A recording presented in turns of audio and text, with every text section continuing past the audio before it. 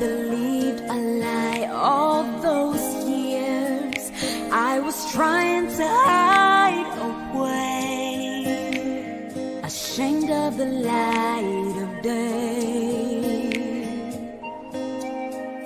Made a choice, thinking I'd be free, but that choice, it imprisoned me in my shame. Till I stepped into the light of God's love, the healing began. I'm free from the shame, I'm healed of the pain. I will be silent no more. I'm free from the lies, love opened my eyes. I will be silent no more. Love broke through to the heart of me. Now the truth has come and set me free from the past. When I stepped into the light of God's love, forgiven at last. I'm free from the shame, I'm healed of the pain. I will be silent no more. I'm free from the lies, love opens my eyes. I will be silent no more. There is power in my story, freedom from this night. There is healing and forgiveness if we step into the light. I'm free from the shame, I'm healed of the pain. I will be silent no more. I'm free from the lies, love opens my eyes. I will be silent no more. I'm free from the shame, I'm healed of the pain. I will be silent no more. I'm free from the lies, love opens my eyes. I will be silent no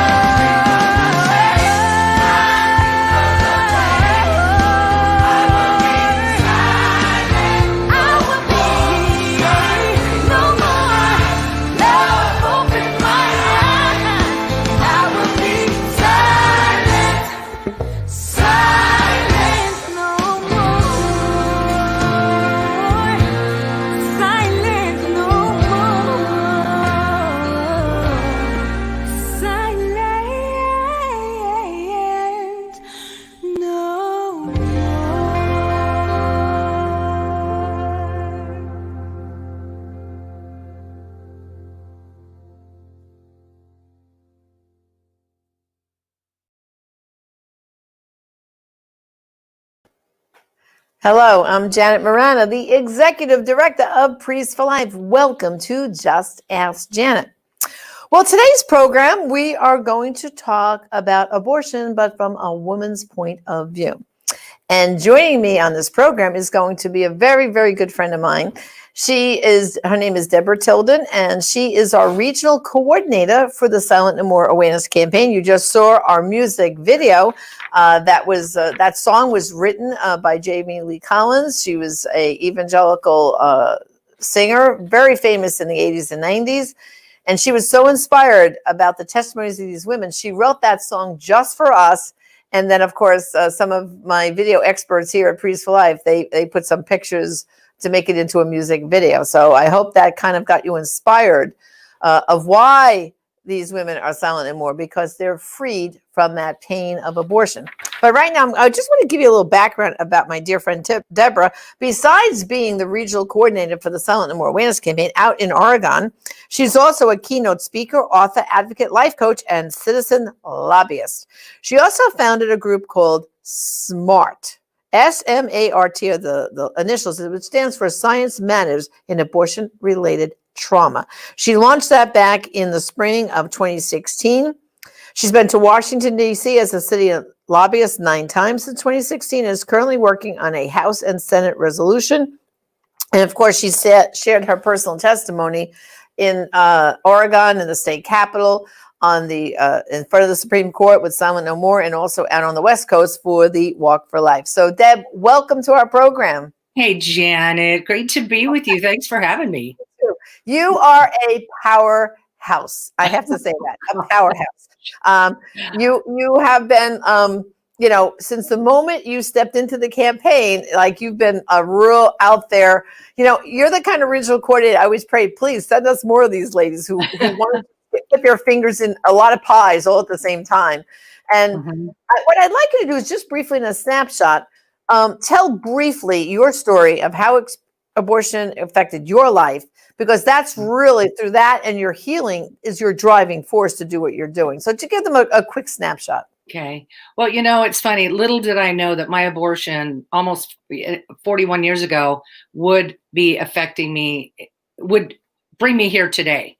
I was 18 years old, engaged to be married to my fiance, and we discovered that I was pregnant from a clandestine weekend. He was actually up in Alaska on a king crabber. We had a weekend in Seattle where we were coming back to work on the ship. And a few weeks later, after he had gone, I came back home to Oregon and found out I was pregnant. And we had to cover up the fact that we were having sex because I had told my parents we were not. They had actually confronted us. And so it's amazing. What a tangled web we weave if at first we attempt to deceive. So, one lie led to another. Found out I was pregnant. I could not, be 6 months pregnant walking down the aisle for our wedding. And just the shame that it would bring my family. Grew up in the church. But it was never a subject that really our family talked about. Pro-life, pro-choice. It really wasn't a subject that was discussed, nor in my church. And I grew up Southern Baptist. And so I immediately really fell into a lot of self-destructive behaviors. Really immediately. He was still, my fiance was still up in Alaska. And then he called me when I found I was pregnant. Had to let him know, and he sent the money. It was $300 back then. That was 1980, and wow. He sent the money then. And my best friend took me. I even had to lie to my parents of the day that I went to the abortion clinic. I told my parents that we were going to the beach.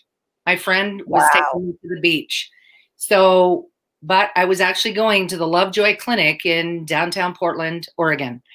And it's, and it was, you just felt like cattle. You were running through the women in the room. That's what I want to ask you, Deb. So, you were 18 years old. Your fiance sends you the money. Your girlfriend now takes you with with the money.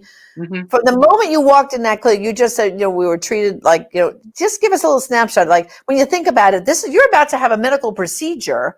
Correct. Was there anything about like when you go to your normal doctor? Did any of that happen in this abortion? Well, I never once saw a doctor until the moment he walked in the room to do the abortion. That was the first time, and he was behind a mask, and you were already on the table, right? Correct. Yeah, I never had a consultation at all with a medical professional at all. And it was just really surreal. I think I just had gone numb because I felt I didn't feel like I could go to my parents or my fiance's parents. And it was just something that we had to do. They told me it would be no big deal. Life can get back to normal. And it was really interesting. The room was very dark. The shades were drawn. I mean, it was just, a lot of women, you could tell they didn't want to be there. I didn't want to be there. Just, you couldn't cry. They basically hushed you. And you just had to kind of go through there were some beds laying, but then there were also chairs around the room. I mean, I don't even remember how many were in the room until I got called back. They call you back, they put the laminaria stick, and then later on, and then you're just sitting, waiting and waiting and waiting until they're ready to call you back. And then you don't go out the front door like you normally do at a doctor's office. You go out the back door. So that tells you. That's strange. Yeah. We didn't go out the front door that we came into. I went out the back door. So how far along in your pregnancy were you when you had your abortion? About 9 weeks. Wow. Yeah. And so immediately following, did you have any pain, any difficulties, like immediately following the abortion? Cramping and just uncomfortable. And they said it would just feel like a bee sting. It was definitely more intense than a bee sting, the procedure. I really didn't have any, what would be called, complications. Physically. Yeah. Physically. But I just, went numb. I mean, it really changed our relationship. We got married in March the following year. And there was just different. I mean, we almost divorced the first year. We came very, very close because we depended on drugs and alcohol, and we partied. And that was not my life that I grew up with, or even him. But and it was we never talked about. When I went home the night after the abortion, he was in Alaska. He knew the day that it was. We did talk on the phone, but I was sitting in my closet in the dark, as quiet as I could be, on the phone.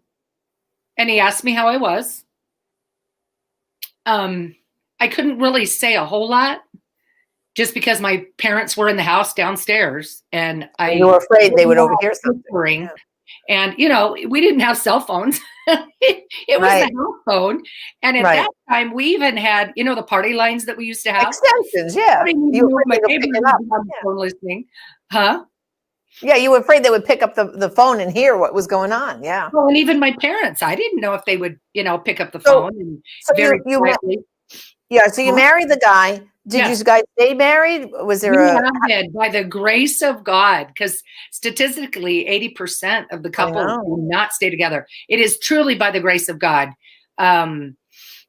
Prayer. My grandmother used to pray for all of her grandkids, but it was rough. There were times where we didn't know we would make it. Were you able to go ahead then and have children? 7 years later, our firstborn son, which is interesting, firstborn sons carry kind of a mantle of just authority and leadership in the household, but he really wasn't the firstborn. He was our son, but that's a whole different subject about birth order. But yeah, we did. And I have three children. But it was interesting. He was my firstborn. It's like, when you think about the enemy wants to steal, kill, and destroy, my son that was born 7 years later, was born blue with the cord around his neck. And my goodness. And it took him 5 minutes to pink up. So there were some things we had to deal with in his life following all of that. Medical community doesn't treat it the same way, but just my mothering, being a wife, just a woman, just to be a woman. I literally lived in a fog. I was so out of touch with my emotions.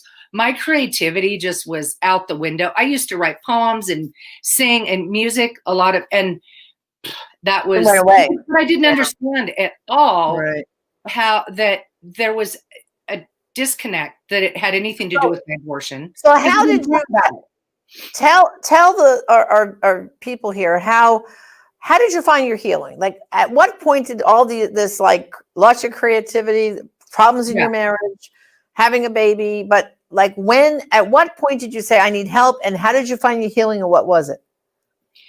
Well, in 99, by this time we had moved to Nevada, and I met two other gals in my church that were wanting to start a support group for women who had had an abortion.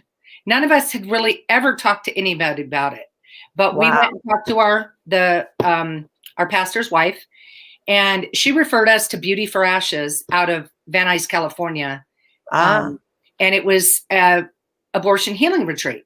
We thought it was training to run a support group. So we went, but the second I walked through the doors of that retreat center, and it was actually at a hotel, and it was a very quiet part of the hotel, Janet, I wept, and I really didn't understand what was going on. Right. that was really my first step in to really, really acknowledging just how much Uh-huh. that choice had affected me. And then Right. that brought me into a whole group of Yolanda Gorick that runs Beauty for Ashes. She ran that ministry. And then I met other women through the ministry. Mm-hmm. Then a couple years later, we moved to Sacramento, California. I shared my testimony for the first time on the Capitol steps. Well, let me back up. I actually went to the Beauty for Ashes retreats 4 years in a row. Wow. The last year, the fourth year we went, they opened it to men. And my husband was one of 7 men that Wow. went to that retreat. And Janet, that was the first time my husband and I talked about that day. And the men did separate. There was worship and teaching together at the event, but the men went with another man to just talk through their stuff. Again, there were only 7 men and 75 women at the event. Wow. So one of the exercises they had the men do, if the wives were with them, to, at in your hotel room or wherever you're staying, talk about it. And he actually apologized for the first time for not being there, for you, and not standing in the gap. right? But he was also being lied to. I was lied to that it was no big deal. He was being lied to. We just bought it. We took the bait, hook, line, and sinker. We were scared, young, and didn't want to disappoint our families and our parents. But Right. Look back on it, and it's like, it's amazing that we could have done that. Right. We didn't allow our firstborn child, To live, yeah. to join our future family together. Right. And Yeah. that's a whole nother, program of Right. how that. All right. So we have a couple questions here. One comes from May Sampson, and she's asking you, Deb, when did you really feel forgiven by God? Oh, that first weekend of the Beauty for Ashes retreat, she had us. This was the most powerful. Gosh, I can't believe I'm getting emotional. It's okay. It was the most powerful moment I've ever had with Jesus. She had us take our shoes off. And obviously there had been other things going on before, but there was a moment in the very first evening. She had us take our shoes off and bring them up to the front of the room. And then to either go back to your spot and just sit on the floor. And I actually chose to sit on my knees. And I really don't remember the exercises she was walking us through. But I remember so vividly that as I was just bowing my head, praying, it was as if Jesus touched the back of my head and just said, I love you, I forgive you. And really from that moment on, there was just such this release. And ever since then, it's been this unpacking. Can't believe I'm weeping here. It's okay. Okay, this is the raw nature of what abortion does to you. It's a soul fracturing. And I feel like I've come all these years later. Again, that first year was 99. And so again, I went 4 years total. And then we moved to Sacramento. And that's when I got involved. I shared my testimony on the Capitol steps of Sacramento. And that's when I met other women that were involved with Silent No More, Karen Strong and Talitha Huff. And I was on the conference calls even there when it was Operation Outcry Silent No More. And the executive director came up to me and she said, have you actually gone through a healing program? And I told her about Beauty for Ashes. And she said, I want you to meet the executive director of the abortion recovery program at the center. So I met them the next week. And I wanted to get involved in the healing and recovery side of abortion. And so another quick question. Someone's asking, is there a website? How can they find out more about Beauty for Ashes retreats? Well, do they have a website? I would look up just Yolanda Gorick online. She is on Facebook. Yolanda, Yolanda Gorick. She's getting it ramped back up. She moved from California to Oregon. And Okay. so she's getting that all going again. And Okay. so, So yeah. Okay. We have another shout out to you. This is from Chrissy Baylor. She says, "Blessing to you, Deb, and my fellow regional coordinator. Love Chrissy from Ohio. You know Chrissy. Oh, thank you. Good to see you. Shout out. Okay, so Deb, you've had such passion. I mean, you would say, I have two quick questions. One is, when you started going public with your story, you had to tell your children. How did that work, and how do they feel about? Because people ask me that all the time. How do their kids feel about their moms being so public about a prior abortion? What was your experience when you told your kids, and how do they feel now that you are so public?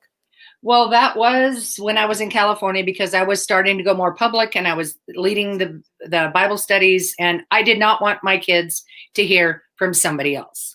So, and I probably wouldn't do it this way again, just because I should have included my husband, but I didn't. So I remember so vividly, I was actually sharing this with a friend the other day. We were in my youngest son's downstairs bedroom, and I just felt like I needed to tell them. So I sat them down and I just said, I need to tell you guys something. And because I don't want you to hear from anybody else. So, and my oldest was 15 at the time. Ashley was 13 and Ethan was 11.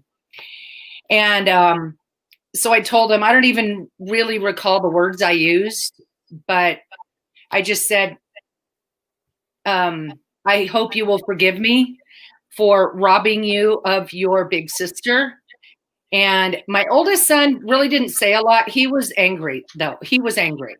And I just let him, he really didn't, again, he didn't say a lot. My daughter didn't say a lot either, but she said, and this is so profound, she goes, I knew somebody was missing. Wow. And then the next day, we were sitting out by the pool, and she said, we kind of had our feet dangling in the water, and she goes, Mom, can I ask you a question? Would it be okay if I wrote a book, a fiction story of what it would have been like if I had had my big sister? Oh. So, and I'm like, oh, Ashley, my gosh, I would be honored. Thank you for asking me. Thank you. And so we've actually kind of stopped and started this project together over the years, but we're determined that in 2021, we're going to write this book together. So she just wanted to share that story. And so we're bringing in some dynamics of that. But the thing that was from my youngest son, Ethan, he said, Mom, if she had been born, would I be here today? Oh my goodness. Yeah. He had like a survivor reaction. Oh my gosh. Yeah. And I said, Ethan, absolutely you would be here. Right. God chose for you to be here, and we chose for you to be here. And sadly, we chose for Guinevere Rose to not be here. That wasn't God. That was us making a horrible decision to end her life so that she's not here today. And so that just kind of, and my kids over the years since then, different things that I've done in Oregon in 2010, my friend Cindy Brunk and I, she's also a regional coordinator in Oregon. We did a 693-mile walk for 36 days around the state of Oregon to all the memorials for the unborn. Oh, and wow. We walked 20 miles a day, lived out of a motorhome. And the day that I was supposed to leave to meet Cindy in Hood River, I just had a practically nervous breakdown because I'm like, what am I doing?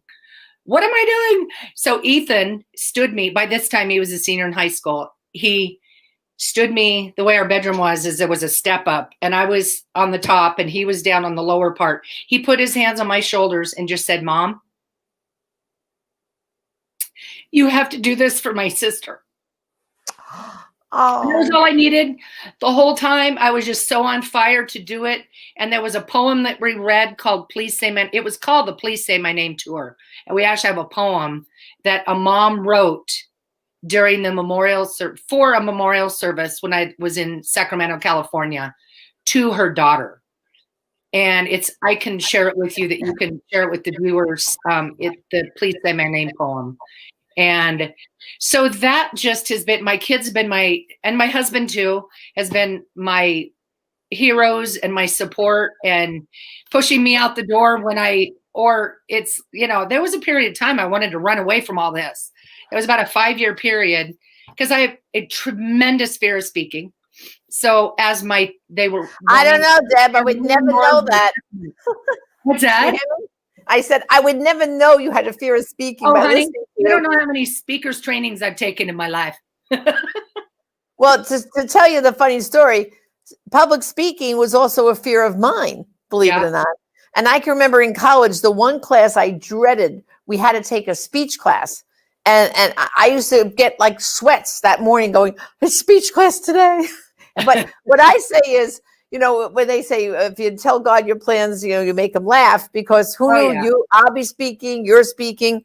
But we only have a couple minutes left. In that time, can you just quickly tell everyone about your Science Matters to Abortion-Related Trauma, SMART Women's Health, and if you have a website where they can visit and get some more information? Yeah, we started that in 2016 when, actually fall of 2015 with my friend Esther Ripplinger. You probably know Esther. I know Esther. And when the David Daleiden story broke, and we saw women who had been involved in the healing and recovery for decades, years, were being traumatized again with all of that information coming out. Right. And I had already, Dr. Angela Lanfranchi, I had met her at a medical lecture, so I had the complications book. So I was meeting with my state reps, sharing my story. I had one little brochure, and I was meeting with them. And basically, SMART stands for Science Matters and Abortion-Related Trauma. This book has a compilation of more than 600 worldwide studies of the physical and psychological harm of abortion on women. And so I've just really been trying to get that information out. SmartWomen'sHealthcare.com. It came out of my life coaching practice, LifeVictory.com. And it's just been this, it's only, like you said, we can make our plans, but the Lord orders our steps. That's right. It's just been an amazing journey that God has called me to. And one of the things is Life Victory came out of the season of when I went through my healing and recovery. It was the word I got from the Lord in the spring of 2003. And then that's when I started pursuing life coach training to do life coaching. And then just over the years, it's just morphed. And then this happened. And I've been going to DC since 2016. And we've been working on a House and Senate resolution. We've had so much support. There's about 175 to 200 copies of this book in the halls of Congress. Wow. And it's a new message, though, because it's women's health care. We really don't talk about the messaging of pro-life or pro-choice. Right. It's really amazing at how the bubble that abortion has been put in. It is the only accepted form of domestic violence and abuse against women and children. Right. It's an accepted form. And I just have to take it to the Lord every day, because there was a season I was very angry with these people, but they are just as passionate about their belief system. So I have to learn to just navigate. And it's story. I always start with my story.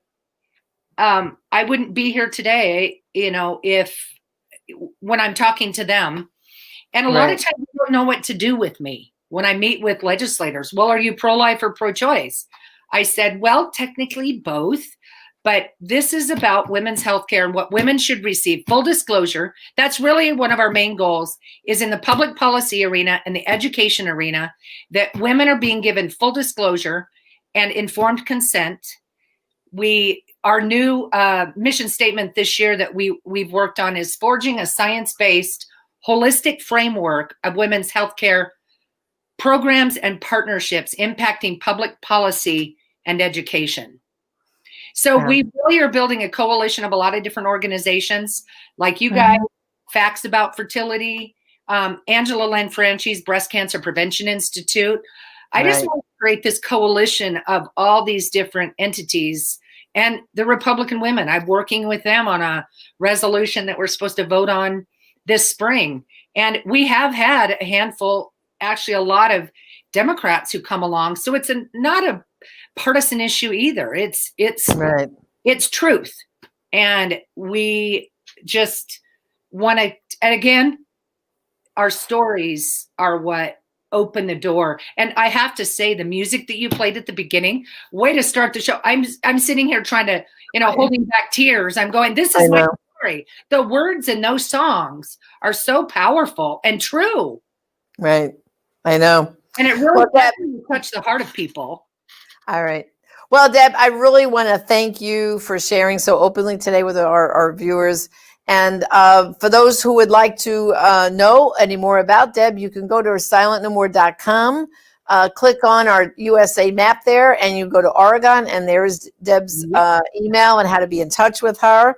And if you know someone who needs healing, we'd like you to go to abortionforgiveness.com.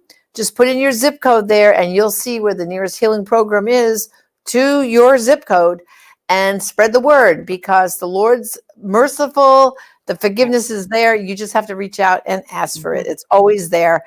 And all the women from Silent More, I can tell you, of all these years of being with them, it's so freeing for them when they finally accept that mercy and forgiveness that was always there for them.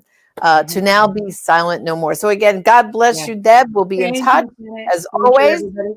And brothers and sisters, you heard Deb talk about her son saying he knew someone was missing.